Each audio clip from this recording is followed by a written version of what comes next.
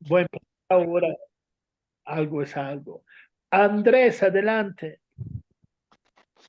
Eh, gracias, gracias Pablo.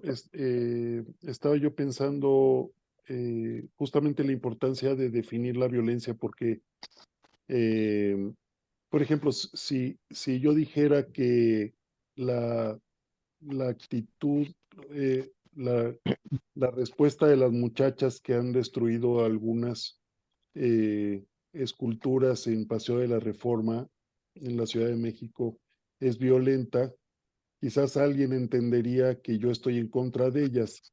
eh, y, y sin embargo, bueno, eh, ahí yo preguntaría entonces qué es la violencia. Yo no estoy en contra de ellas, pero me gustaría saber si su actitud puede ser calificada de violenta o no, ¿no?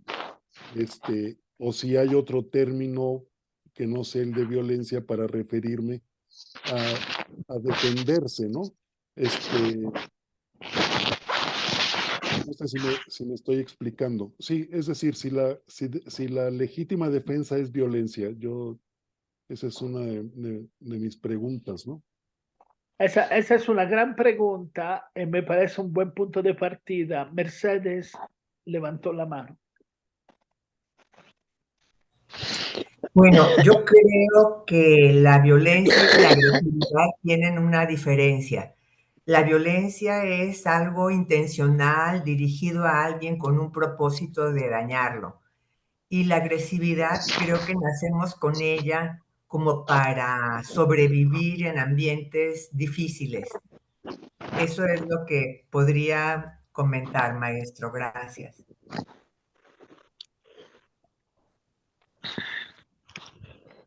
Yo no digo si es correcto porque no tengo derecho, pero me gustaría que desde lo que dijo Mercedes, otros, ustedes administrense solos, yo no voy a dar la palabra.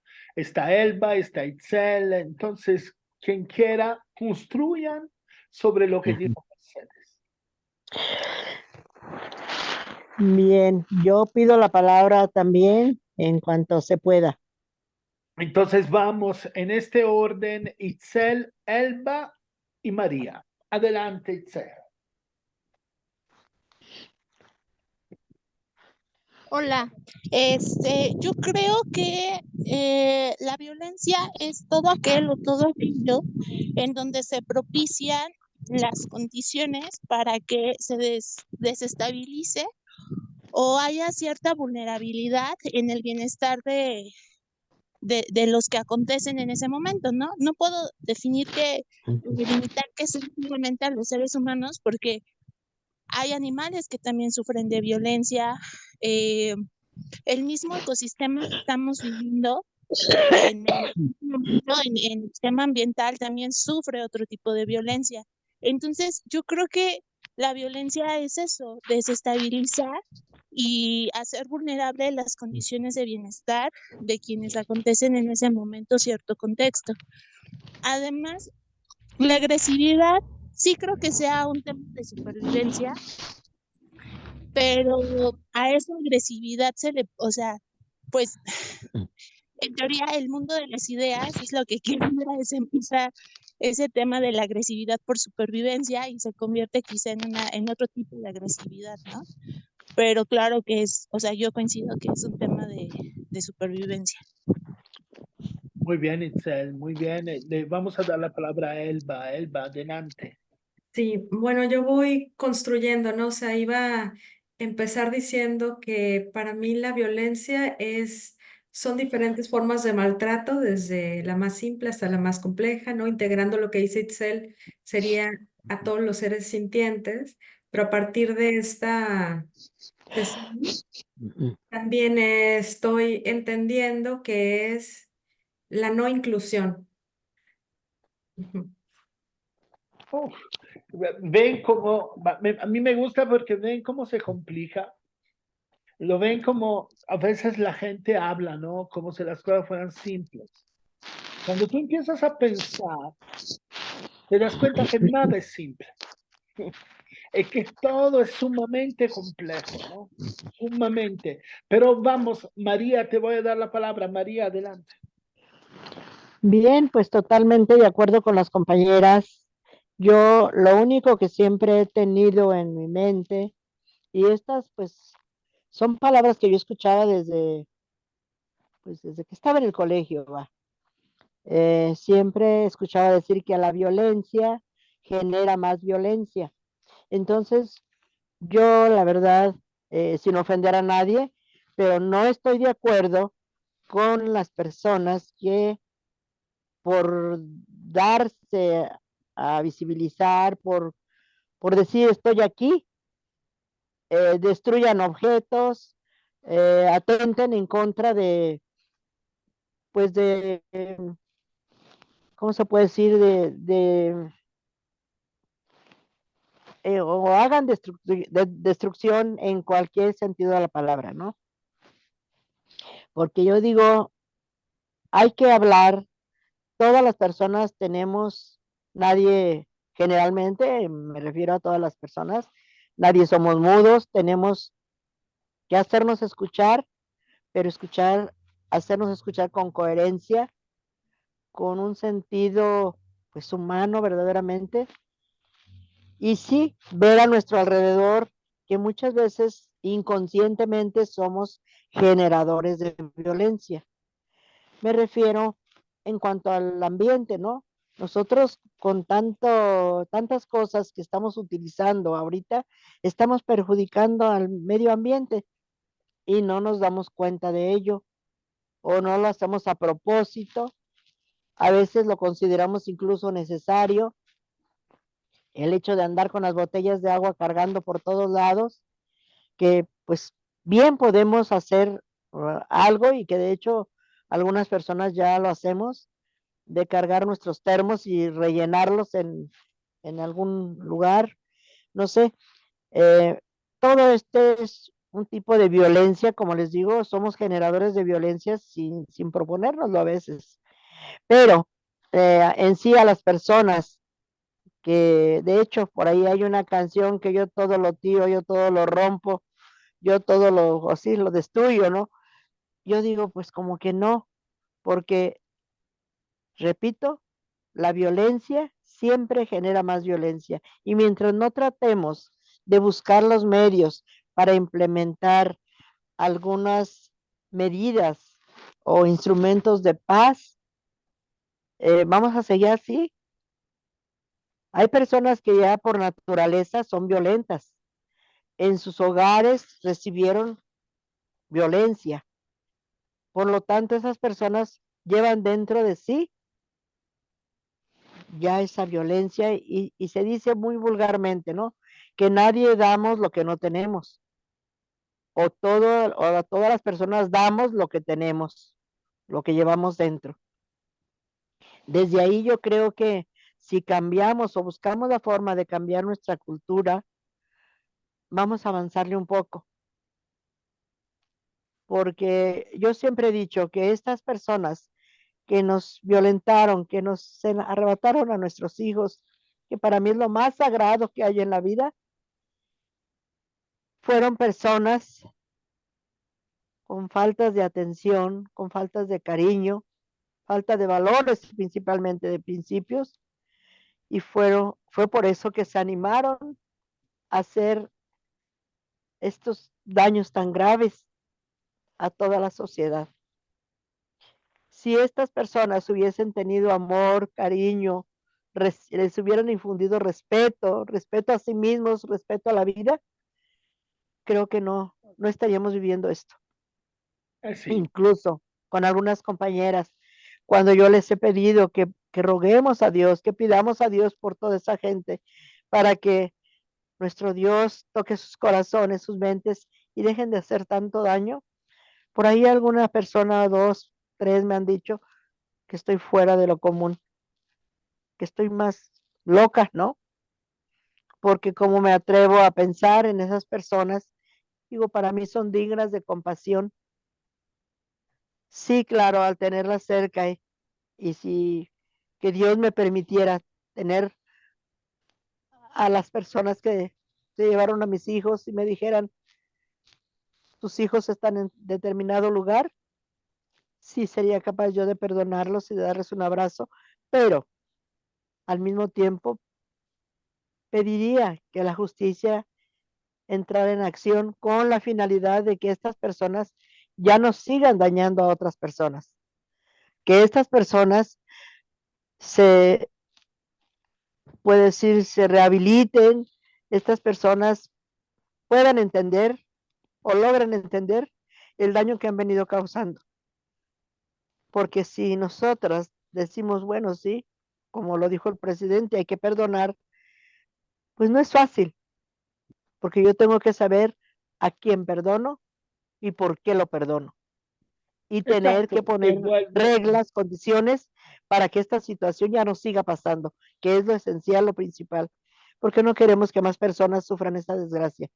Y respecto a esto otro que les digo, hago hincapié en que no estoy de acuerdo en que las personas destruyan objetos, destruyan sobre todo espacios que pues son parte del patrimonio eh, nacional. Yo creo que tenemos que ser respetuosos, alzar la voz, buscar la forma de hacerlo de diferentes formas, pero sin agresividad. Yo siempre les digo, cuando me inviten a cualquier evento y si van a ir a romper vidrios, a mentar madres, como luego dicen por ahí, definitivamente no acompaño, ¿no? Porque yo digo, estas pobres madres, ¿qué culpa tienen de que sus hijos anden haciendo remolca por acá? ¿No? yo quisiera decir una cosa sobre esto, también para ir cerrando esta primera parte. Como ustedes saben, en la última sesión de este primer semestre del diplomado, la dedicaremos a un argumento verdaderamente complejo, que es la no violencia. No violencia, una palabra sola, ¿verdad? No dos palabras. Y nada de guiones en el medio, es no violencia, toda una palabra. La no violencia es algo muy importante, es una herramienta, pero es también una perspectiva, es también una manera, un modus de hacer las cosas. Aquí no quisiera todavía entrar en el tema de la no violencia porque eso va a cerrar este primer semestre. Quisiera solo subrayar unas cuantas cosas que ustedes han dicho, porque hemos empezado con la intervención de Mercedes que decía hacerle daño a alguien con la intención de hacerle daño.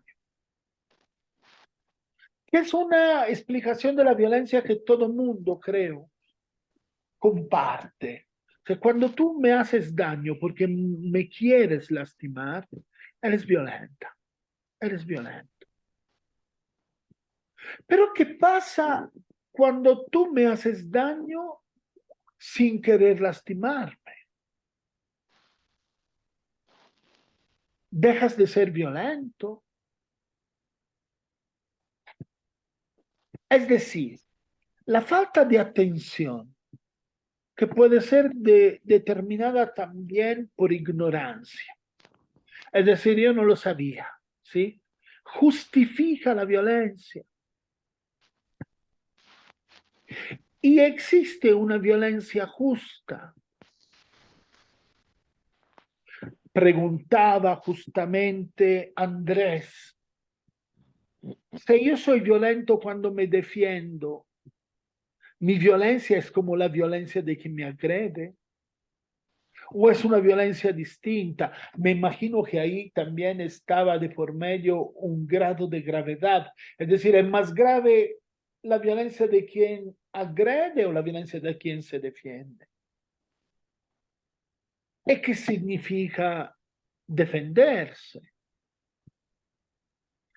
Son todas preguntas que nos mueven el tapete de manera brutal. Yo también, ¿no? Yo también tuve la tentación como papá, antes que nada, pero después como director de la facultad, de convocar a mis alumnas de derechos humanos y decirles, bueno, miren, a mí no me parece correcto romper las vitrinas, ¿no? Y lo dije con mucha buena fe, que no quería ni enseñarle a vivir. Trataba solo de decirle que a mí me parecía que el uso de la violencia no se justificaba nunca. Pero ven, a veces nosotros nos arrogamos facultades que no tenemos. Una de mis alumnas se levantó y trató de explicarme por qué a ella no le parecía grave romper una estatua en Reforma. Y mientras me lo decía, lloraba, pero lloraba en serio. Y me decía, mira, si yo mañana rompo una estatua de Reforma, estaré en la primera plana de todos los periódicos. Porque esas muchachas maleducadas rompen el patrimonio de la nación. Si a mí mañana, mientras voy al Oxxo, me matan, me violan, me desaparecen, yo no estoy ni en la última página de este periódico. Entonces significa, me decía, que las estatuas de Reforma son más importantes que yo. Yo les tengo que decir una cosa, y eso es muy personal, no, no pretendo que sea una ley general. Me avergoncé muchísimo. Jamás me había avergonzado en mi vida tanto. Esa alumna, que por cierto hoy es una derecho humanista, ¿no? Entonces, una colega, ¿sí? Pero en ese entonces era una muchachita de la universidad. Esa alumna me dio una lección. No es que me dijo que era justo romper las estatuas, ¿ven? No, porque a mí nadie me va a convencer que es justo. Pero me dijo entre líneas algo que yo creo deberíamos de reflexionar todas y todos. Me dijo, yo no tengo la autoridad moral y el derecho de decirle a las víctimas cómo luchar. Sin embargo, y el sin embargo lo agrego yo, las víctimas tienen el deber de reflexionar permanentemente sobre cómo luchan. Una cosa es que yo piense que las muchachas tienen que reflexionar sobre la utilidad de la necesidad de la justicia de romper las cosas. Y una cosa es que yo tenga el derecho de decírselo.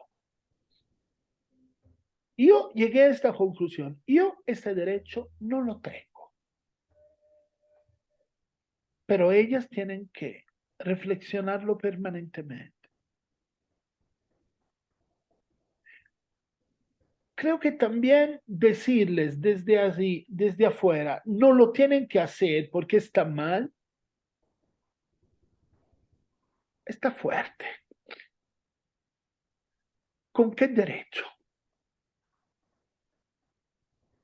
Pero yo puedo pensar que ellas tienen que reflexionarlo permanentemente, que no tienen que partir del presupuesto, del prejuicio, que tienen razón hacerlo. ¿Existirá, Andrés, la violencia justa? Lo dudo. Lo dudo. Sin embargo, a veces la violencia es necesaria.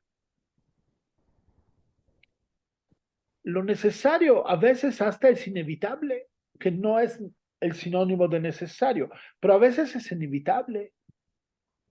Puede ser que en un determinado momento yo me encuentre en la condición de matar a alguien. Me da horror solo pensarlo. Ahora, el día que yo mate a alguien, porque si no, él me mataría, haría una cosa justa. Me gustaría pensarlo largo y tendido, ¿me entienden? Matar puede ser justo. ¿Cuándo? Una cosa es que tuve que hacerlo porque si no me mataba a mí. Y una cosa es que sea justo.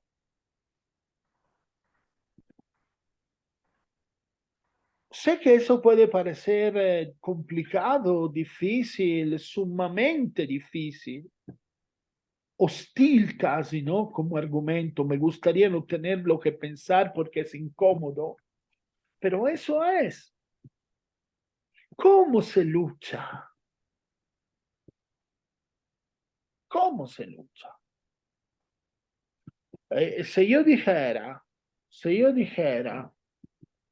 que la violencia jamás hay que utilizarla, entonces diría que la lucha partisana de mis viejos, ¿sí? En contra de los fascistas y de los nazis en la Segunda Guerra Mundial no era justa, porque ellos decidieron luchar con las armas en contra de los nazis que encerraban la gente adentro de las iglesias y les prendían fuego y mataban a miles quemándolos vivos. A mí eso me genera mucha confusión, me genera pocas certezas y un montón de preguntas. Entonces ahora agarremos estas preguntas, si les parece, las ponemos ahí, nos levantamos, vamos al baño a tomar un café, a respirar hondo, porque el tema de hoy es un tema doloroso, porque es la violencia. Y porque cuando escucho, por ejemplo, María decir esas cosas, ¿no? Digo, caray, María, me provoca mucho porque yo no sé qué haría si estuviera en sus zapatos, ¿me entienden? No sé, a lo mejor no daría ciertamente clase de eso. Reconozco mis límites humanos. Entonces, agarramos todos esto, hacemos una pausa, son las 11 hasta las 11:15 y a las 11:15 nos encontramos nuevamente para seguir hablando de violencia cultural, violencia estructural y después hablar de las necesidades de las personas. ¿Ok? Gracias a todas, a todos. Nos vemos 11, 11 y 15. ¿Ok? Muchas gracias. Bye, bye. Gracias. Gracias, Pablo.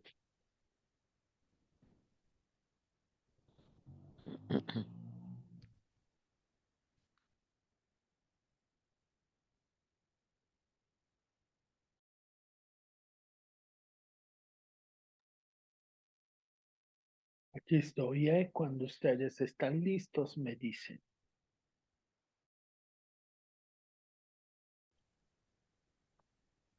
Sí, sí, claro. Dolorosa la reflexión sobre la paz, esencialmente porque nunca te deja tranquilo, nunca te deja satisfecho. Me parece evidentemente que existe una violencia intolerable, que es la violencia que uno planea, ¿no? En contra de otro. Y después existe la violencia que deriva, por ejemplo, de sistemas, estructuras que no están hechos para todos y todas. Esa también es una violencia terrible, sin embargo, es una violencia basada en la falta de atención, en la falta de escucha, en el hecho que a mí no me importa de los de las demás, ¿sí? Entonces, no sé, una calle sin banqueta es una calle violenta, ¿no? Porque las personas que caminan donde caminan, se no hay banqueta. El que estaciona el coche en un pasaje para personas con discapacidad, cumple un acto de violencia, ¿no? Es Sí, claro. evidente, es evidente que son violencias distintas. No es lo mismo matar a una persona con un rifle que no darte cuenta que con tu manera de consumir hay gente que se muere de hambre. No deja de ser violento, ¿verdad? En un mundo donde no hay comida para todos y descubres que que la cuarta parte del mundo se está comiendo el triple de lo que necesita, tú estás frente a un enorme acto de violencia. Claro que es violencia distinta de agarrar un cuchillo y clavarlo en la espalda de una persona, pero no deja de ser violencia. Sí, Andrés. Sí, aunque hay violencias intelectuales que pueden ser más graves que clavarle un cuchillo a alguien en la espalda, Ah, pues claro, ¿no? claro. En la medicina. Yo digo, punto y aparte, hace poco, en fin, criticaba una postura acerca de justificar a la gente que hace cosas como en Silicon Valley, mm, programar formas de mantener a la gente dentro de eh, enredada, digamos, en las redes sociales, formas de estrategias para que la gente no deje de ver la computadora, por ejemplo, ¿no? Claro.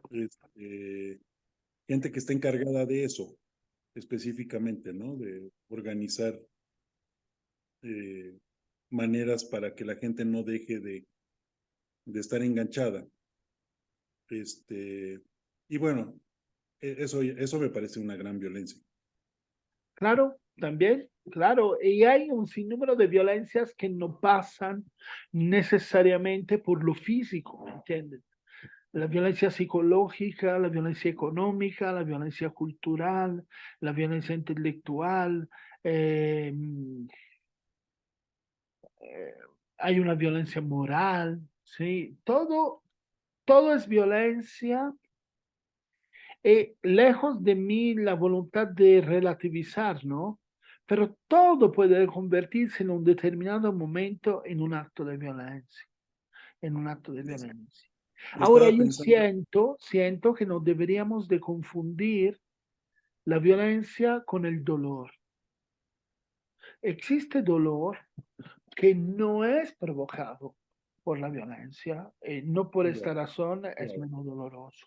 Sí, Andrés, discúlpame, te interrumpí. bueno, es que esto último también me sugiere algo que quería decirte sobre el dolor, pero estaba pensando en otro tipo de violencia que es justamente el artículo que yo estaba criticando, en que un comentarista dice sobre estas actitudes de la gente de Silicon Valley, ¿no? De que él fue a entrevistarlos y entonces le decían, sí, pues nosotros estamos encargados de enganchar a la gente y que no deje de ver nuestra publicidad o las redes sociales para que pues viva ahí, ¿no? Instalada. Entonces, esta persona comentaba, decía, no es que, decía, yo entiendo que lo hacen por ganar dinero, y de alguna manera no, decía, no son personas malvadas porque lo hacen por ganar dinero. pero, y seguía con su discurso, ¿no?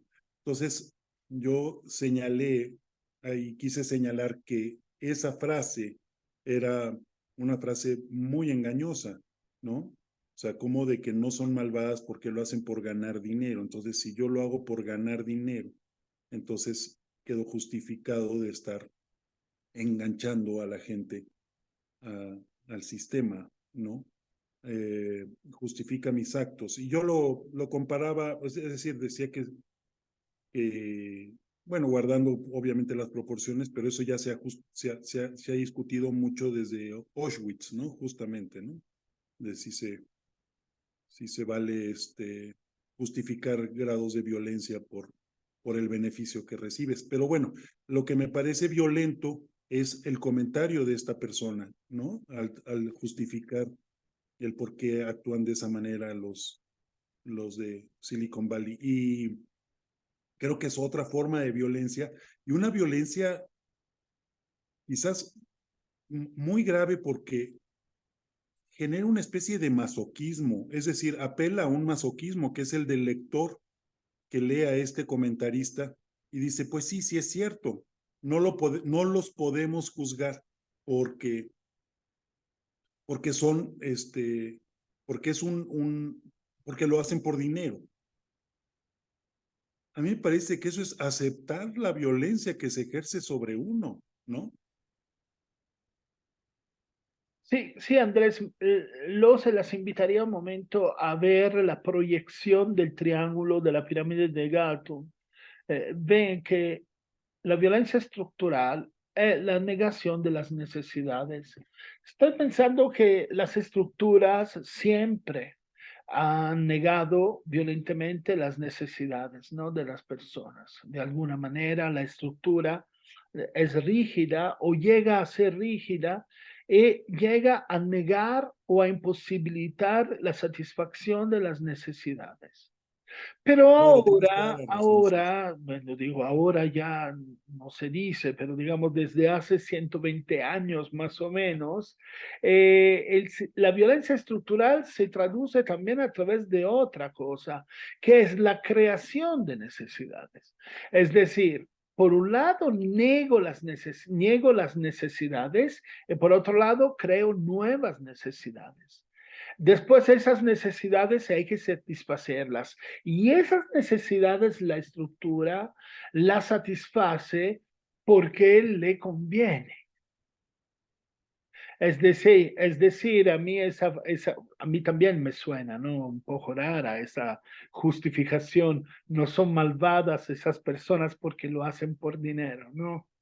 Eh, lo hacen por dinero utilizando herramientas lícitas, es decir, herramientas que están reguladas por las leyes, ¿no? Que están permitidas. Y entonces no son malvadas. ¿Por qué no son malvadas? Porque generan necesidades que después satisfacen. Y eso me parece bastante violento, ¿no? Una cosa es la necesidad de respirar, la necesidad de respirar, ¿no? Y una cosa son todas las necesidades inducidas por la publicidad, por la promoción constante, todo lo subliminal que no es declarado y que hoy te hace sentir pobre si no tienes determinadas cosas que antes no existían y que por supuesto no pertenecen a las necesidades reales de las personas, pero sí se volvieron reales porque hoy sin ciertas determinadas cosas tú no perteneces. No recuerdo quién lo dijo, quizás fue Elba, que en la primera parte dijo, la violencia es la no inclusión. Y si para incluirte yo necesito que tú tengas algo y tú no lo tienes, te excluyo. Y no te excluyo porque soy malo, sino porque tú no tienes lo necesario para ser incluida. Y eso es terrible, es fuertemente violento. Entonces, lo que tú acabas de describir, Andrés, es doblemente malvado, ¿no? No solo no es verdad que no son malvados, son doblemente malvados porque crean necesidades artificiales que en la realidad responden a intereses. ¿Alguien más que quiera intervenir sobre lo que está diciendo Andrés? Yo creo que el ejercicio de decir que alguien es malvado y completamente responsable de sus acciones requiere que haya un contexto de libertad en en la acción. Y entonces, como que quisiera regresar a mi punto anterior en que o sea, al estar en un sistema que solo tiene ciertas oportunidades laborales, y que entonces hay coerción hacia los individuos de en qué pueden trabajar y cómo pueden ejercer. Creo que eso disminuiría la cantidad de responsabilidad que tienen ciertos individuos. O sea, yo no me atrevería a culpar directamente ni a ingenieros, ni diseñadores, ni psicólogos que están detrás de esta creación de necesidades, en tanto no era su primera elección laboral. O sea, no hubiera sido quizá lo que hubieran elegido de haber tenido otro contexto. Tampoco creo que las personas seamos completamente víctimas de nuestro contexto, o sea, es decir, creo que también hay cierta responsabilidad de nuestra parte de resistirnos, pero, pero sí creo que o que hay algunas personas que tenemos más posibilidad de resistirnos y otras menos. O sea, que nuestro medio nos da más posibilidad. ¿No? Yo no digo, ¿cómo podría yo juzgarlos a ellos? O sea, a lo mejor bajo otras circunstancias yo estaría en su lugar, aunque no esté de acuerdo. Claro. Claro, y aquí se introduce entonces en todo lo que estamos viendo hoy un elemento poderoso que es la responsabilidad, ¿no? Que después de la responsabilidad, que es la capacidad de responder por lo que haces, eh, ¿cómo la comprendes a fondo si no hay una verdadera libertad de elección? Sin embargo, agregaría Julien Freund, eh, cuando uno elige siempre es responsable de su propia elección, también cuando de alguna manera tendería a justificarla a través de una falta de libertad. Bueno, yo no tenía de otra, tenía que elegir eso porque no me dejaban alternativa. Julien Freund, que es el teórico de la desobediencia, dice, no, podías desobedecer.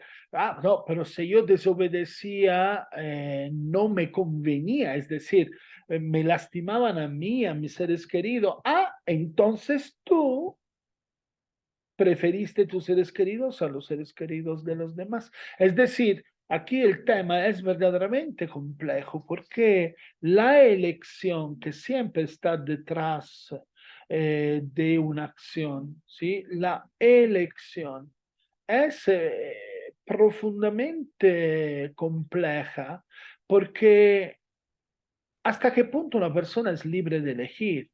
Es decir, cuando verdaderamente hay libertad y existe esa condición de libertad en la realidad, o es una condición teórica que pero nadie conoce, porque siempre habrá algo que te quita esta libertad.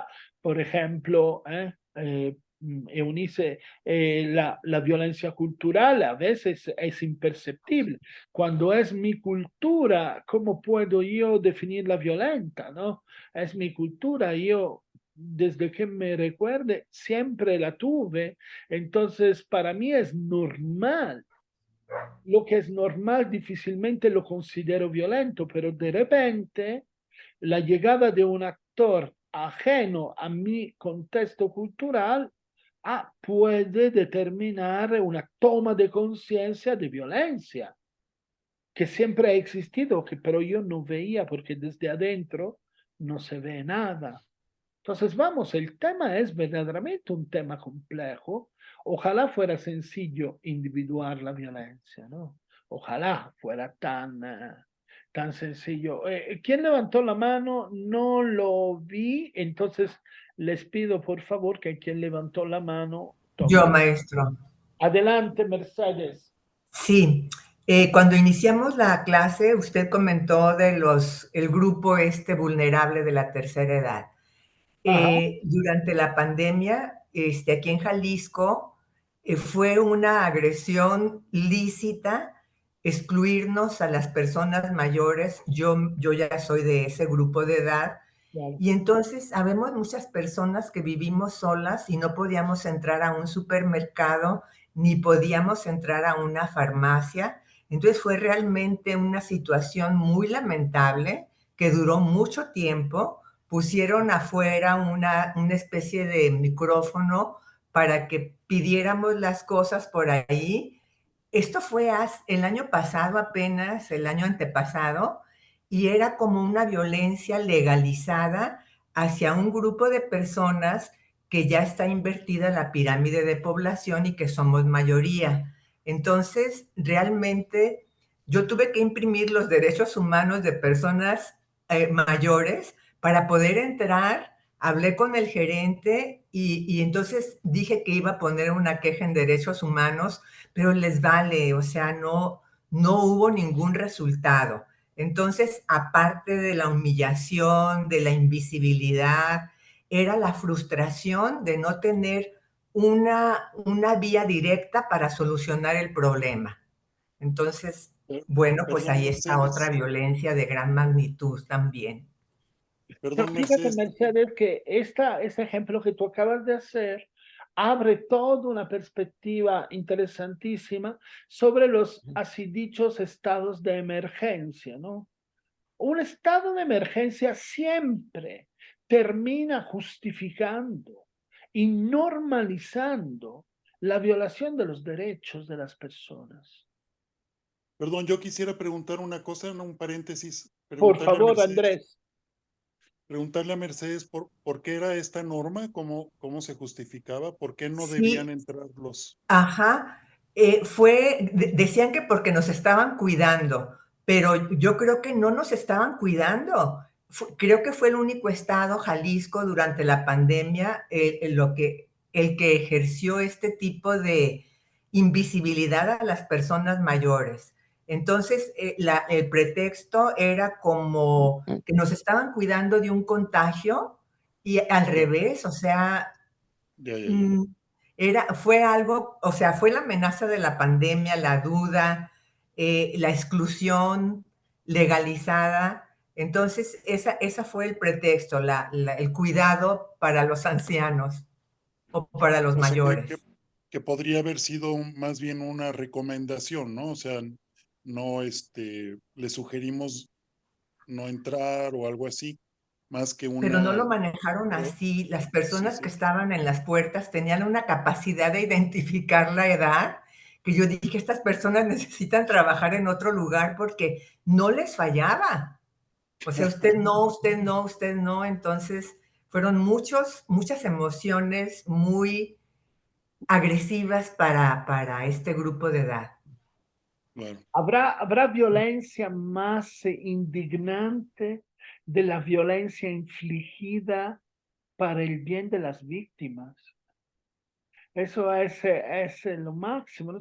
Estoy pensando, voy a hacer un ejemplo verdaderamente, aparentemente burdo, pero según yo se parece mucho a las leyes para la protección del pueblo alemán promulgadas por el nazismo en 1933-34 en Alemania, donde a un cierto momento se dice, la mujer alemana se levanta a la mañana a las 5 para prepararle el desayuno a toda su familia y después, cuando su esposo se va a trabajar, lleva a los niños a la escuela y después se va a trabajar ella también Y cuando termina de trabajar, pasa por la escuela, regresa a casa, hace la tarea con los hijos y después limpia la casa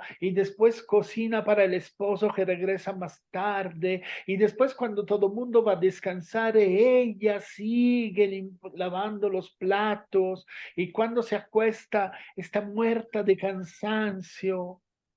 Bueno. Por ley, desde hoy, la mujer alemana ya no va a trabajar, porque no es justo que trabaje 2 veces. La violencia para el bien de la víctima. O sea, te prohíbo de trabajar porque ya trabajas. Te prohíbo de entrar al súper porque si no te enfermas. Sí, claro. ¿No? La violencia para el bien de la víctima es una constante de la historia humana. De la historia humana. Te prohíbo de salir porque es peligroso, te prohíbo, no, te prohíbo de hacer esto porque no te conviene, ¿no? Como Siempre las hay una nalgadas, justificación. las nalgadas a los hijos o la violencia a los hijos por su bien, ¿no? Por su bien, no te pego para hacerte daño, sino por tu propio bien. Eso. Ahora, pensar que la violencia es para el bien de la víctima, por el bien de la víctima, es perverso, pero es común, pero es común. Y tiene que ver, ven, eso me parece interesante, tiene que ver con esta proyección de la violencia estructural que ven aquí, que se traduce en negación de las necesidades o creación de las necesidades. Tú, Mercedes, necesitas no entrar al súper. Y te lo prohíbo. Te ayudo de esta forma. Tú ahora no lo entiendes, pero me vas a agradecer. ¿No? En la realidad, esa necesidad yo la creé. También porque fui incapaz de ver otras oportunidades, otras posibilidades. ¿Sí? Ahí también, ¿no? Cuando mis discusiones con mis alumnos, con mis alumnas, ¿no? Es que llega siempre uno que te dice, es que no había de otra. Y cuando tú dices que siempre hay de otra, la gente te mira como si estuvieras loco. Como siempre hay de otra. Claro que siempre hay de otra, porque aquí el tema no es que las personas mayores no corrían riesgo durante el COVID. Claro que lo corrían. Pero la única solución posible era que no entraran al súper. O había otras soluciones que nadie quiso explorar por flojera, porque no convenía, no sé, por un montón de razones que no tenían nada que ver con el bienestar de las personas. Entonces, a mí me parece muy bien esa intervención porque ves que la intervención de Mercedes nos permite entrar al discurso del segundo triángulo. Entonces, cerca de las negaciones de las necesidades están las actitudes. Evidentemente hay una actitud de la sociedad, una actitud cultural ante la tercera edad, ¿no? Hay una actitud cultural ante los jóvenes, porque hablamos de las personas mayores, ¿y qué decir de los jóvenes? ¿Qué decir de los jóvenes? ¿Cuántos de esos más de 100,000 personas, porque sí son más de 100,000, no como ahora dicen que son 20,000, no, son más de 100,000, cuántas de esas más de 100,000 personas desaparecidas son jóvenes? Mis alumnas gritaban y yo lloraba. ¿Por qué? ¿Por qué nos asesinan si somos la esperanza de América Latina? Es terrible esta consigna. Pero habla de algo terrible todavía más, que en este país ser joven es una culpa, es un delito, como ser grande, ¿verdad, Mercedes? Es decir, es un país gobernado, es un país gobernado por los de la mediana edad. ni tan tan, ni muy muy. ¿Sí? Y eso es terrible porque hoy los jóvenes sufren una persecución por el solo hecho de ser jóvenes. Si eres joven, eres sospechoso, seguro usas drogas, seguro haces cosas que no se tienen que hacer. Si eres joven, te secuestran, te desaparecen. No, eso es terrible, ¿no? Entonces hay una actitud violenta del sistema ante la tercera edad y la juventud. ¿Qué opinan?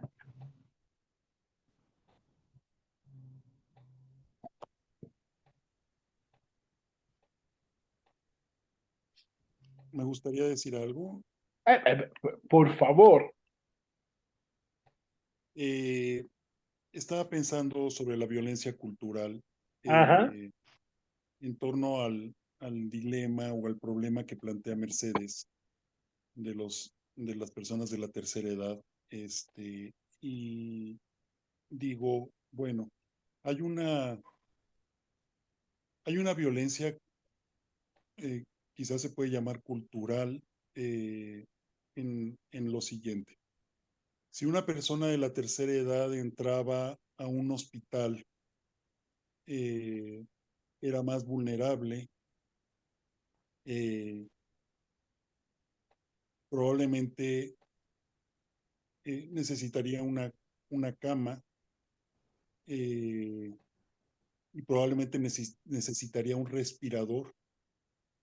Y también se dice que si una vez que necesitaba el respirador era muy poco probable de que saliera con vida de esa situación.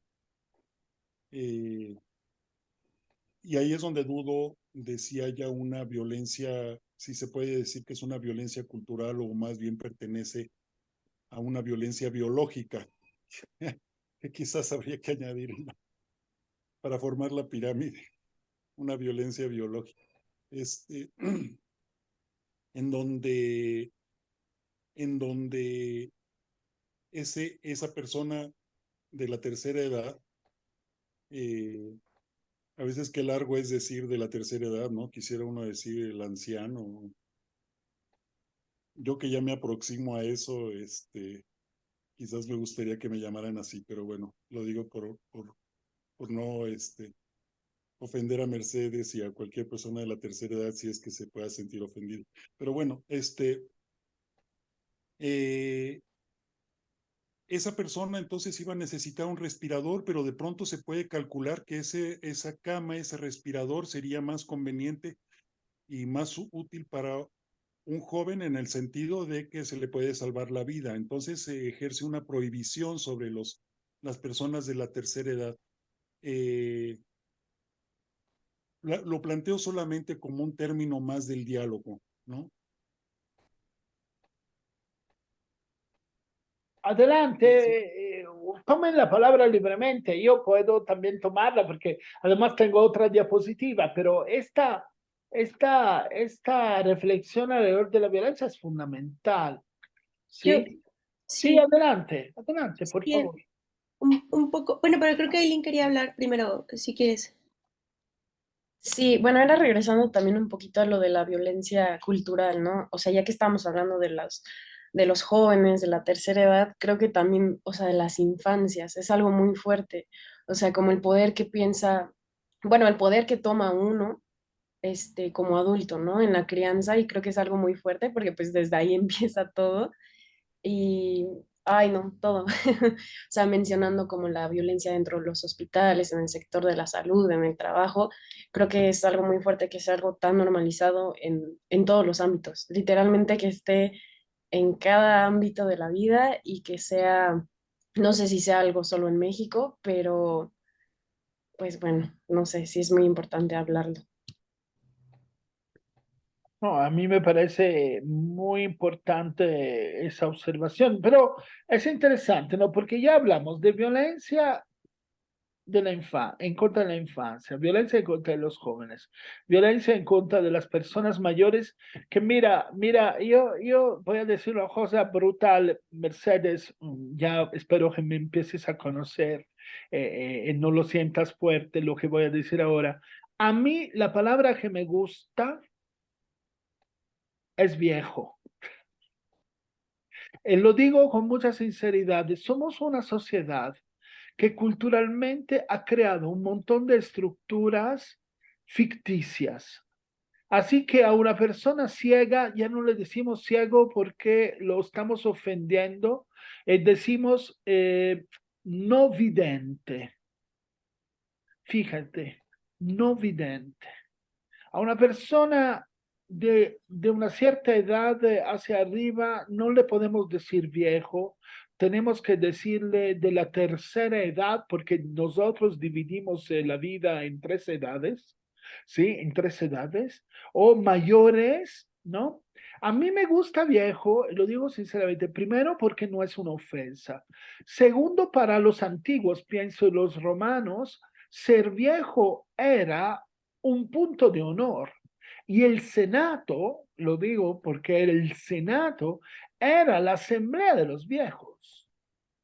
Era la asamblea de los viejos, que era la autoridad no solo moral de la comunidad. A veces nosotros, la palabra es muy violenta, puede ser muy violenta, pero reconocer en cada palabra un arma también es una violencia. También es una violencia. No hay nada malo en decir que yo quiero a mis viejos, no viejos como dicen mis alumnos, como decían mis alumnos de la Ibero, lo digo, mi vieja y mi viejo hablando de sus papás.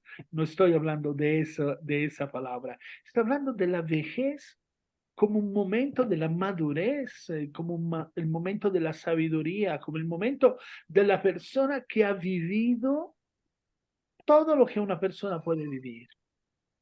Y que ya ha pasado por donde tú todavía no has pasado, ¿no?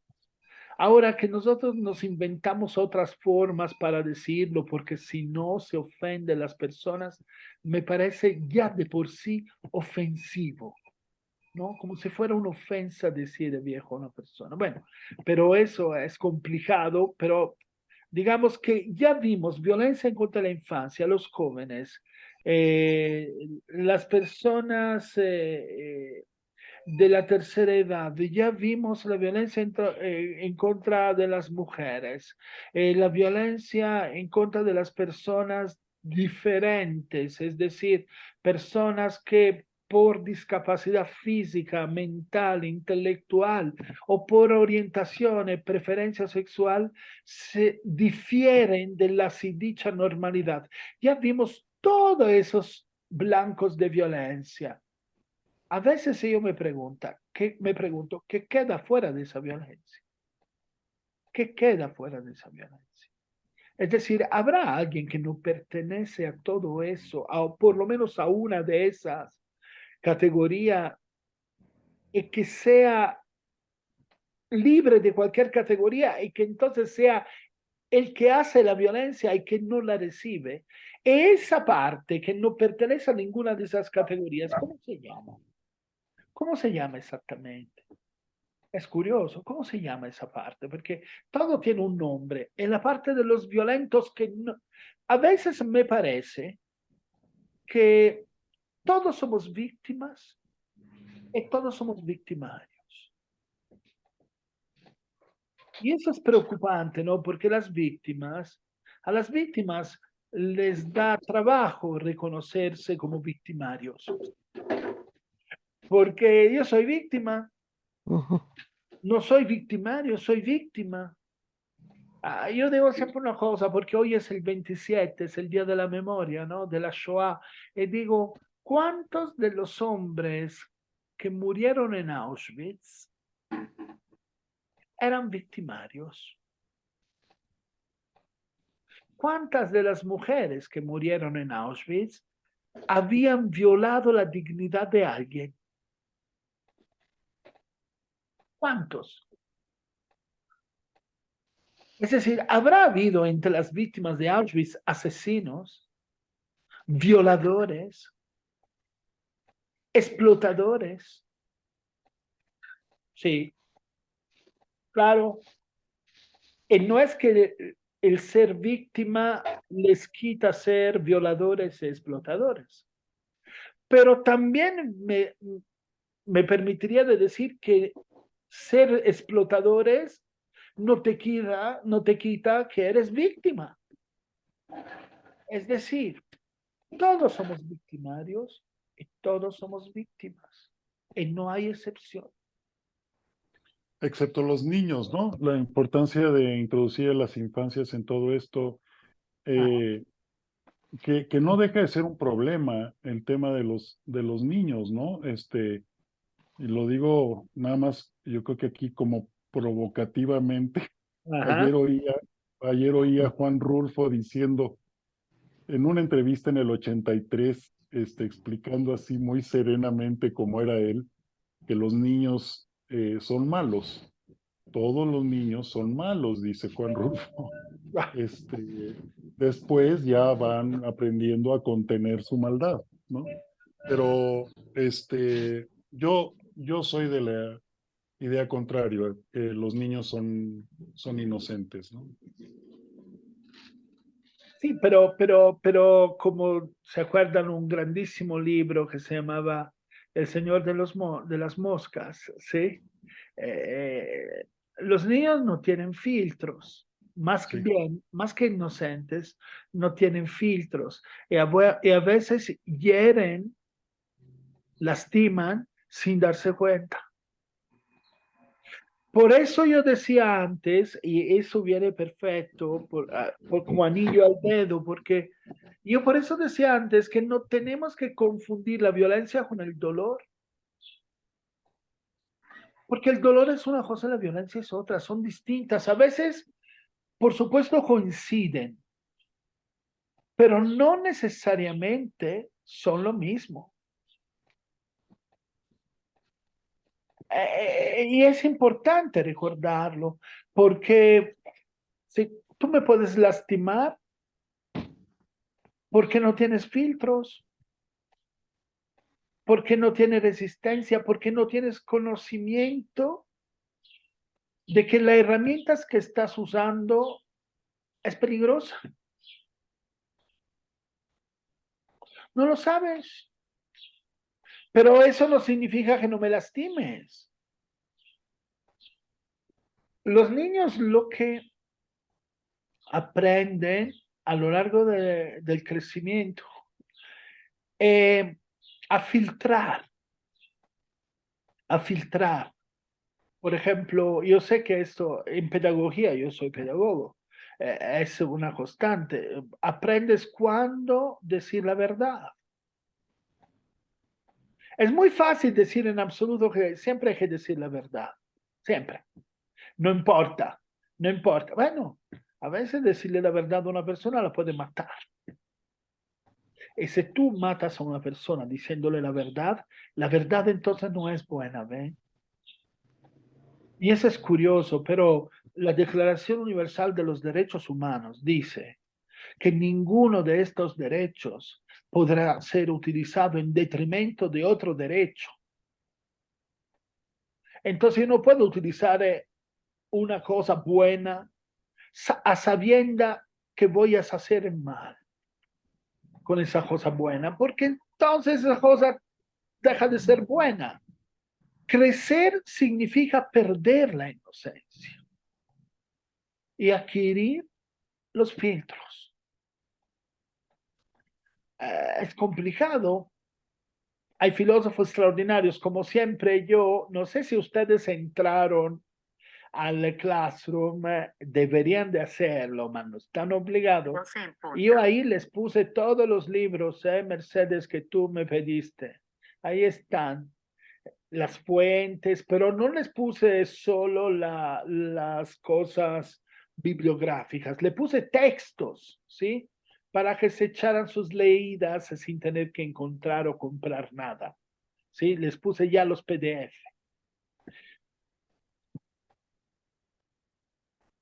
Es importante reconocer que nosotros, a través de los filtros, salvaguardamos el bienestar de los demás. Bergson, grande filósofo francés, escribió un libro sobre la risa, ¿sí? Sobre la acción de reír. El reír es una manera de bajar los filtros. Es dejar que el otro entre dentro de nosotros. Es decir, todo ese aprendizaje es el crecimiento. Es ese aprendizaje que nos hace controladores de nuestro comportamiento. Por eso a mí me gusta ese triángulo al fondo, que los invito a ver, porque en la base tiene las actitudes en la negación de las necesidades, pero arriba tiene el comportamiento. Ese comportamiento es obvio que puede ser violento, pero puede ser también no violento. No es que el comportamiento es violento. No.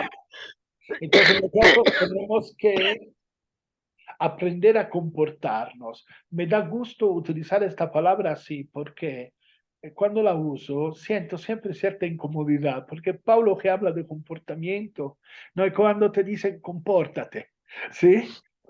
Pero comportamiento es una super palabra que nosotros hemos echado a perder de manera brutal.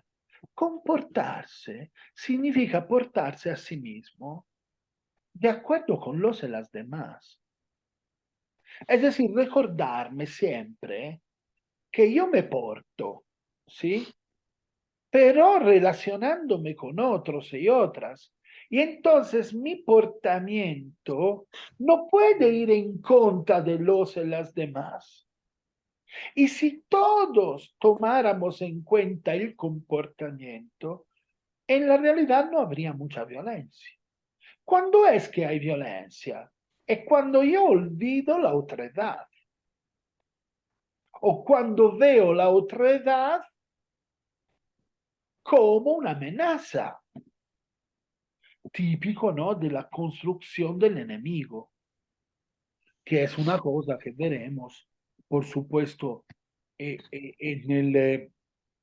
el módulo de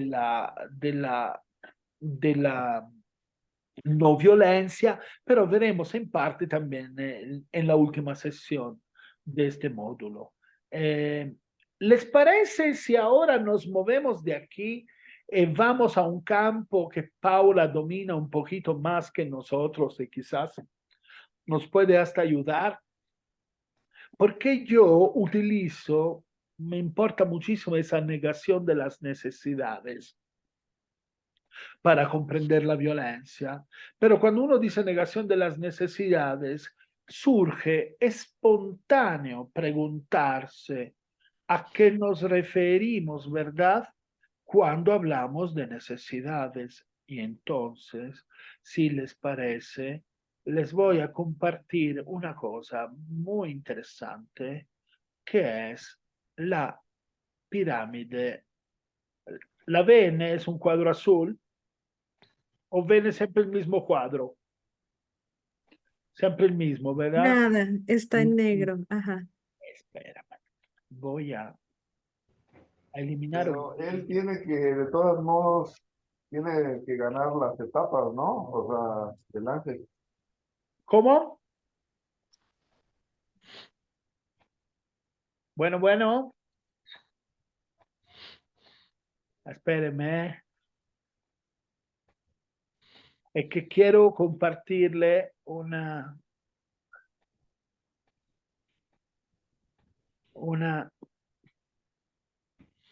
ahora sí le voy a compartir. Ahora sí la van a ver.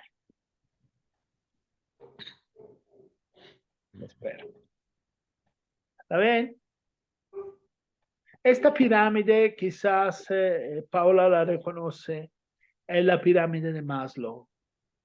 Es la pirámide que describe de manera minuciosa las necesidades de las personas. Cuando hablando de violencia, de negación de las necesidades, normalmente hablamos de violencia estructural, porque es la estructura que niega las necesidades.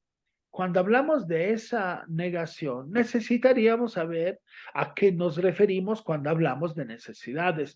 Piensen, como siempre el ejemplo está un poco macro, ¿no? Un poco burdo. Piensen en la institución de la cárcel. La institución de la cárcel es una institución que tiene un alto nivel de violencia estructural. Niega toda una serie de necesidades a las personas. ¿Sí? No quiero entrar ahora en el tema si está bien o está mal negarle las necesidades. Me importa que logremos entender a fondo qué significa negar las necesidades. ¿Ok? Entonces aquí ustedes ¿qué ven? Aquí ustedes ven que Maslow pone en la base de la pirámide las necesidades fisiológicas, que antes podían parecer hace 50 años absolutamente obvias, ¿no? Respirar, alimentarse, descansar, relaciones, la homeostasis, es decir, el tema de tener una participación en la comunidad de comunicación permanente. Todo eso nos parecía obvio. Hoy en día, con la crisis ambiental conclamada que estamos viviendo, la necesidad de respirar se está volviendo central, porque no es solamente la acción de respirar, sino qué respiras. Alimentarse no es solamente comer, sino qué comes. Descansar, cuánto logramos y cómo descansamos en una sociedad que nos exige siempre más trabajo, en una sociedad donde movernos, sin movernos, solamente movernos representa un tiempo largo de nuestra existencia que evidentemente le restamos al descanso. Y así adelante. Entonces, esa base, que antes parecía casi una base natural, la fisiológica, hoy en día también está en discusión, ¿no? Y arriba inmediatamente de esa base tenemos las necesidades de seguridad. Las necesidades de seguridad son fundamentales, ¿no? No solamente la seguridad física, que por supuesto es esencial, es primordial, sino la seguridad de un empleo, la seguridad de tener suficientes recursos para sobrevivir y subsistir, una seguridad moral, familiar, la salud. Hasta la propiedad privada pone Maslow. Y sobre la propiedad privada podríamos discutir mucho porque la propiedad privada ha sido objeto de una discusión ideológica. Por eso yo puse ahí la cárcel y no quise hablar de sistemas económicos, porque cuando tú entras en la cárcel, te quitan tus cosas. No estamos hablando, te quitan tus propiedades porque eres un terrateniente. No, te quitan tus fotos, tus recuerdos. Te quitan la medallita que te regaló tu mamá cuando te casaste. Te quitan el anillo que te recuerda a las personas que amas. Que eres un delincuente, pero eso no significa que no ames a alguien, es que alguien te ame. Aquí sí Mercedes es maravilloso. ¿Por qué te quito la medallita? Por tu propio bien. Porque si no podrías colgarte y suicidarte. Te quito el anillo porque si no te lo tragas. ¿Sí? Entonces, por el bien tuyo, antes que de los demás, yo te quito tus propiedades. El derecho a la propiedad privada es el derecho a tener algo tuyo. No es el derecho a tener La gente se confunde. Los derechos humanos jamás hablan del derecho a tener una transnacional o a tener un sinnúmero de acciones en la bolsa. Hablan de tener tus cosas, de tener lo que es sagrado para ti y que no pertenece a nadie más que a ti. Eso no es el derecho a la propiedad. Entonces, fisiología y seguridad son los primeros dos, son la base sólida de esa pirámide. Si ustedes ven la estructura de una cárcel, o por qué no de un hospital psiquiátrico, la violencia estructural finalmente la podemos definir como qué, como negación de la seguridad física, negación de un empleo, negación del derecho a moverte, negación, ¿no? De un montón de esas cosas que están en la base. ¿Y qué? Y si habláramos de la estructura social, ¿cuánto la estructura donde vivimos y que regula nuestras vidas nos permite descansar? ¿Cuánta seguridad física ese sistema con su propia estructura nos garantiza? Y si hay una garantía real de la salud, si hay garantía del empleo, y ese empleo, cuando hay, sí te da los recursos para vivir una vida digna, para poderle decir a tus hijos, puedes estudiar lo que quieras. No tienes que ir a trabajar porque tienes derecho a estudiar porque eres joven. Eso. Entonces, ven, cuando empezamos a ver la pirámide de Maslow, Maslow es un psicólogo, ¿sí? Empezamos a darle un sentido a la violencia estructural. ¿Cuáles son las negaciones de esa violencia? ¿Qué necesidades se niegan? Estas.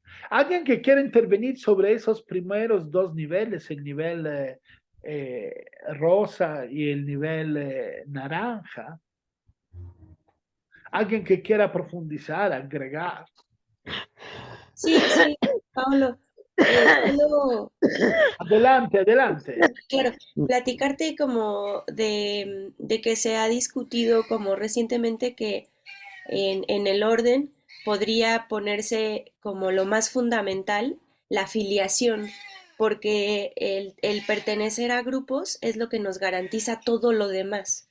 Entonces, que el que tengamos garantizado que hay otras personas que pueden ver por nosotros, nos garantiza alimento, nos garantiza descanso, nos garantiza como el que cubramos las otras necesidades. Entonces, como que se ha propuesto por eso que los bebés lo primero que hacen es asegurarse de que alguien los va a cuidar y que con eso garantizan su supervivencia. No, nada que es No, interesante. pero de hecho tú lo ves aquí, ¿no? Que Maslow pone la afiliación inmediatamente arriba de la seguridad y pone ahí las relaciones personales, ¿no? La amistad, el afecto, la intimidad, que son fundamentales. Y otra vez, esos derechos que son, esas necesidades que son fundamentales, son negadas por ciertas estructuras. Es decir, hay una violencia estructural que, por ejemplo, impide la intimidad de las personas, ¿no? Otra vez estoy pensando en la cárcel y en el manicomio porque son emblemáticos, ¿no? De esa negación. ¿Alguien más que quiera agregar algo? Sí, Aileen, adelante, adelante, Aileen, por favor. Sí, bueno, en este sentido creo que a mí me parece muy importante hablar sobre la privación básicamente de todos estos niveles en las personas en situación de calle, porque también es algo que se habla muy poco realmente, porque no estamos hablando de una cárcel, no estamos, o sea, pero es el mismo sistema el que pues sigue permitiendo como esto y pues bueno, yo solo como quería traerlo, abrirlo, porque es algo que se habla muy poco y que me parece pues sumamente importante. Aquí también, perdón que yo haga este ejercicio, Aileen, pero me gusta hacerlo me parece útil hacerlo, ¿no? ¿Cuáles son las necesidades negadas a las personas en situación de calle? Una persona en situación de calle normalmente no tiene satisfecha su necesidad de una alimentación correcta, sana, ¿no? Y sobre todo regular. O sea, la persona en situación de calle a veces no come.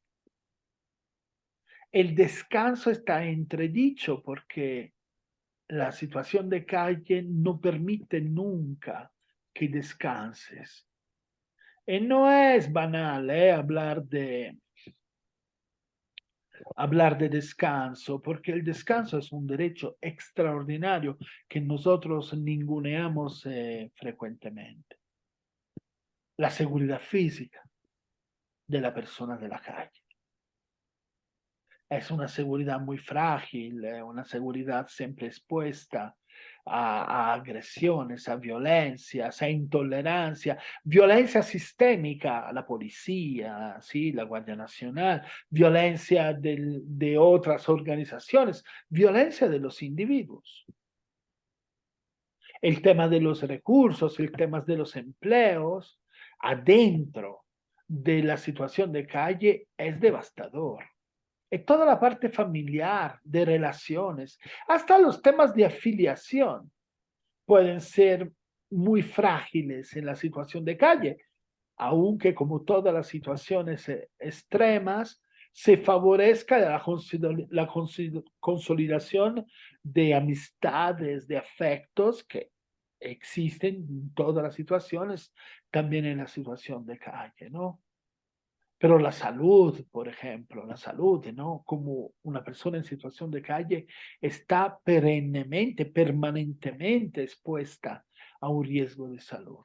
Me parece muy bien, Eileen, que tú hayas traído a colación la situación de calle. ¿Alguien más que quiera agregar algo? Adelante, por favor. Yo quiero, Sí, perdona, Elba y después Andrés. Adelante. perdón. Yo quería construir me quedé pensando en lo que dijo, creo que era Paola, quien hablaba de las necesidades de afiliación y cómo estas pueden ser más importantes que las demás, sobre eso se construyen las demás. Y digamos, desde la parte de organizaciones, ¿no? Y de trabajo, me quedo pensando en la violencia estructural donde a lo mejor en las organizaciones no hay cabida para ciertos grupos de personas, ¿no? Por ejemplo, el día de hoy mencionaste a las personas trans y, y yo he percibido que a veces si no hay políticas, no hay oportunidad, porque no hay forma de cómo, o sea, ni estructuralmente en el edificio, pero también no hay, ¿sabes? Hay una intención, pero si no hay política, pues no hay estructura. Y entonces esa afiliación, pues es una discriminación. Digo, a lo mejor me estoy viendo muy torpe, disculpa porque no conozco los términos legales o correctos del No derecho, es pero un tema legal. eso Adelante, impide, adelante. exacto, eso impide a lo mejor que tengan oportunidades pues iguales que las demás personas, ¿no? A tener el trabajo que ellos quieren, ¿no? Y, y poder acceder a niveles de seguridad, de fisiología, ¿no? De reconocimiento, de autorrealización, en más escenarios a lo mejor. Muy bien, muy bien. Le damos la palabra a Andrés y después lo retomamos todos juntos. Andrés, adelante. sí, gracias. A mí me parece, me encantó el comentario de Paola, que yo lo entendí en términos de colocar la afiliación antes en la base de la pirámide. Me encanta, además, bueno, ahora lo subraya también Elba. Me parece que añade una dimensión muy importante, digamos, fundamental. Es esta. Partimos de que la fisiología se autojustifica, digamos, ¿no? Es decir, las necesidades fisiológicas se autojustifican, nuestra perspectiva cientifista no, hace que no, que podamos colocarlas en la base de la pirámide porque no necesitan mayor explicación. Son la respiración, la alimentación, el descanso, etcétera. Eso está determinado por nuestra condición biológica. Sin embargo, muy interesante que tú señalas de pronto todos los aspectos, digamos, culturales que hay alrededor de estas necesidades fisiológicas. Ok, eso ya cuestiona su proveniencia, ¿no? Si es que así se dice.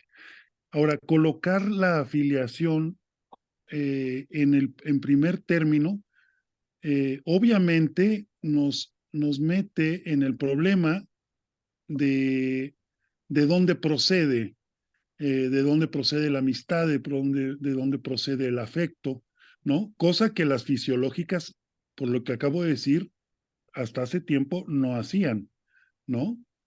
La ciencia se encargó de decirnos que como somos seres biológicos que procedemos de la evolución, pues no tenemos por qué justificar que esas son nuestras necesidades básicas. Sin embargo, en la medida que nos planteamos la amistad, el amor o los vínculos como los verdaderamente básicos, entonces empezamos a preguntarnos sobre su procedencia. Y me parece que eso nos mete en uno de los temas de actualidad mayores que tú lo señalaste diciendo que el amor ha dejado de ser cursi.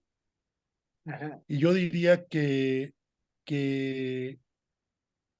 también hay otro elemento que está cada vez más en el ambiente, que es la espiritualidad, que ha dejado de ser ¿cómo le podemos decir? Estigmatizado, digamos, por decirlo así, ¿no? Con esa palabra más rimbombante, que la espiritualidad ha dejado de ser estigmatizada. Como decía María Zambrano, se quejaba de que nuestro Dios, el Dios de ella, que era una mujer católica, que el Dios de ella era apenas tolerado, pues así, ¿no? Los que creemos en una espiritualidad, podemos empezar a dejar de sentirnos avergonzados, ¿no? Por esa vergüenza que el siglo XX nos impuso, ¿no? Es todo lo que quiero decir. Sí. Estoy escuchando con mucha atención, se me amontonan muchos pensamientos, ¿no? Siento que en el mundo, todo lo que estamos viendo ahora, miren, que así empezamos a cerrar también en la sesión de hoy, todo lo que estamos viendo en esta, por ejemplo, en esta segunda diapositiva, ¿no? No es otra cosa sino la cara de las necesidades de los derechos humanos. Si ustedes pueden leer, ¿sí? Entre líneas en esa pirámide de Maslow están todos los derechos humanos, ¿no? Derechos humanos que garantizan las necesidades fisiológicas, de seguridad, de afiliación, de reconocimiento, hasta de autorrealización, ¿no? Porque las personas tienen que ser reconocidas como personas, tienen que recibir el respeto que se le debe a una persona, tienen que estar en condiciones de tener éxito, que no significa que tengan que tener éxito, sino tienen que tener iguales oportunidades para tener éxito, tienen que estar en condiciones de tener un verdadero y auténtico autorreconocimiento, y después está más arriba, ¿no? Todo lo que tiene que ver con la creatividad, la espontaneidad, la falta de prejuicios, la aceptación de ciertos hechos como humanos y humanas, la resolución de ciertos problemas con las herramientas que todos y todas tenemos sin discriminaciones, que es fundamental. Esa es la pirámide, la otra cara de la pirámide de los derechos humanos. Y lo que dice Andrés sobre la espiritualidad me parece fundamental, pero tengo una preocupación que quiero compartir con ustedes justo cerrando esta sesión, que hoy en día, en el siglo XXI, todo, absolutamente todo, se objetiviza y se convierte en producto. Así que hasta las necesidades se vuelven productos, ¿sí? Entonces hasta la espiritualidad, paradójicamente, se puede convertir en un producto. Porque hoy podemos tranquilamente no avergonzarnos si tenemos una espiritualidad? Paradójicamente, porque la espiritualidad se vende muy bien, ¿sí? Se vende muy bien. No estoy diciendo que la tuya y la mía sean esa espiritualidad, afortunadamente no lo son, pero es verdad que esta sociedad, más que respetar y dejar libre, optimiza todo. Entonces dice, bueno, ¿sabes qué? Con lo espiritual se puede ganar muy bien. Y entonces que venga el espiritual. Quiero decir que declararse ateos en la época de Marx, ¿sí? O declararse ateo en los años 30 del siglo XX, era de toda manera una toma de una postura dolorosa que provocaba una fractura, que determinaba un razonamiento filosófico. No estoy diciendo que fuera un razonamiento justo o equivocado, pero implicaba una elección. Hoy en día todo se asume como de manera pragmática, hasta lo espiritual se vuelve pragmático. Y esto es preocupante, porque nuevamente volvemos a la creación artificial de las necesidades, que después hay que satisfacerlas, que también es una forma de violencia. Entonces yo lo dejaría aquí en vista de la última sesión, pero le pediría, como siempre, a uno o una de ustedes de tomar la palabra y cerrar esta sesión que a mí, sinceramente, me dejó muchísimo que pensar, muchísimo. Hasta quiero modificar esta diapositiva de Maslow. Quiero hacerle algunas modificaciones para hacerla más rica. ¿Quién quiere tomar la palabra para cerrar con una reflexión, una puntualización, lo que quiera? Una pregunta también se vale y nos las llevamos a casa todos, nos quedamos con ella por una semana. ¿Quién?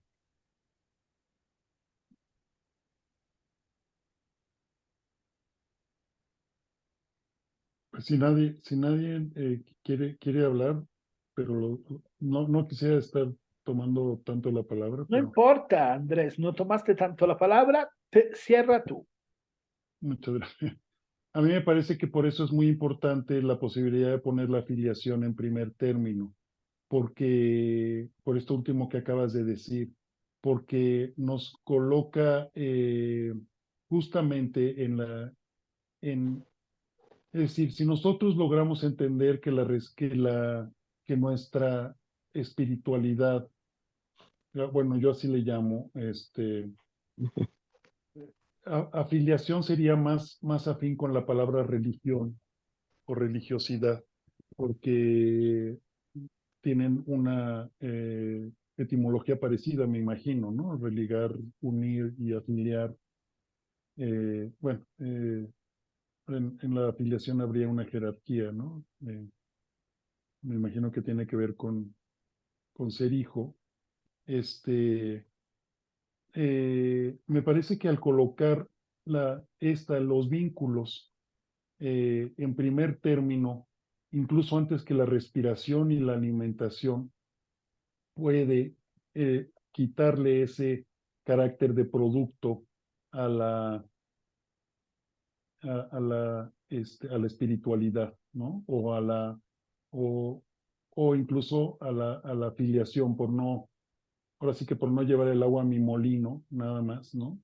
Me quedo pensando sobre el amor. El amor no sé si también es un producto, ¿no? O sea, puede ser. quizás le ha servido de algo, haber sido tan manipulada la palabra que ya se ha desgastado, quizás ese desgaste le ha permitido preservar su carácter de improductivo, ¿no? Pero bueno, ya sea que pensemos en un amor espiritual o en un amor inmanente, quizás atrevernos a colocarlo en la base, por debajo incluso de las necesidades fisiológicas, nos puede hacernos preguntar sobre una verdadera espiritualidad que no dejará de contemplar su carácter de producto, es decir, la posibilidad de que esa espiritualidad se convierta en producto, pero lo cuestionará y nos ayudará a entender más lo humano, ¿no? Eso es lo que Y pienso, con ¿no? esta reflexión de Andrés cerramos a las 12:32 y nos vemos para la última sesión de este módulo introductivo la próxima semana a las 9:30. Es muy importante que estemos todas puntuales para cerrar bien, porque después llega Malú y entonces bajamos al tema específico de la construcción de la paz y el género, que creo que va a ser muy fuerte para todos y todas, muy cuestionante para todos y todas. Entonces, tratemos de estar todos. Gracias, feliz fin de semana. Estén muy bien. ¿Sí? Les mando un fuertísimo abrazo. Gracias a todos y a todas. Chao. Muchas gracias. Hasta luego. Muchas gracias. Gracias,